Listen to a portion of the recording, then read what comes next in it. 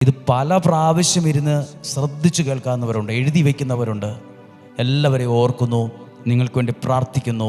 ദൈവം നിങ്ങളെല്ലാ വിധത്തിലും അനുഗ്രഹിക്കട്ടെ എന്ന് പ്രാർത്ഥിക്കുന്നു. പ്രതീക്ഷയോടെയും പ്രാർത്ഥനയോടെയും നല്ല ദൈവത്തോടുള്ള ബന്ധത്തിലായിരുന്നു ഇന്നത്തെ വചനം നമുക്ക് ശ്രദ്ധയോടെ കേൾക്കാം.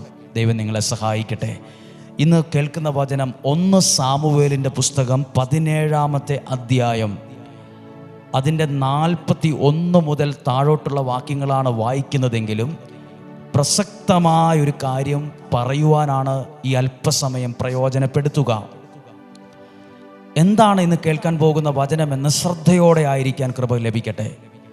ദാവീദിനെക്കുറിച്ചും ഗോലിയാത്തിനെക്കുറിച്ചുമാണ്.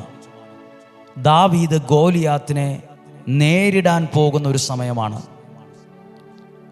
അവൻ്റെ സഹോദരന്മാർ പോലും ആ സമയം സപ്പോർട്ടല്ല. ദാവീദ്